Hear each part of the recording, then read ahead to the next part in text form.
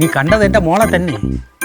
എന്റെ മാമ നമ്മുടെ ക്ലബിലെ 60 അടി പൊക്കത്തിൽ അടിച്ച് പൊക്കണ ബോള് ഒറ്റ അടിക്ക് ഷാർപ്പായിട്ട് ക്യാച്ച് എടുക്കുന്നതാണ് ഞാൻ. എനിക്ക് 6 അടി ദൂരത്ത് നിൽക്കണ ലച്ചുവിനെ കണ്ട് തിരിച്ചറിയാൻ പറ്റില്ല മാമ പറയണം. മാമ ധൈര്യമായിട്ട് വാ മാമ.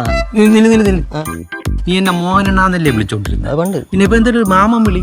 അതെ എന്റെ അമ്മയുടെ ചോദിച്ചപ്പോഴേ നിനക്ക് എന്റെ അമ്മയുടെ പ്രായമാണെന്ന് പറഞ്ഞു. പിന്നെ ഞാൻ നിന്നെ അണ്ണാന്ന് വിളിക്കണത് അതുകൊണ്ട് തന്നെയല്ലേ? അതുകൊണ്ട് വേറെ ഉദ്ദേശമൊന്നുമില്ലല്ലേ? എനിക്ക് വേറെ ഉദ്ദേശമൊന്നുമില്ല.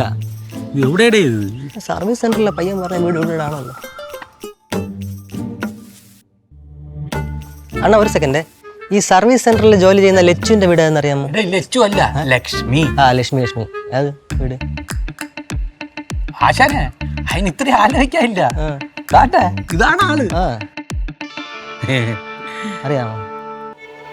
അറിയാം.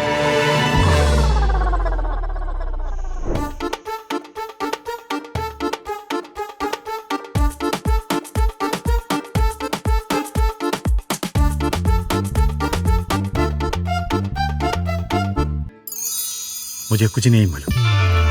ഹിന്ദിക്കാരനാണ് ഇത്. മലയാളം അറിഞ്ഞൂടാണോ? അതല്ലേ പറഞ്ഞത്.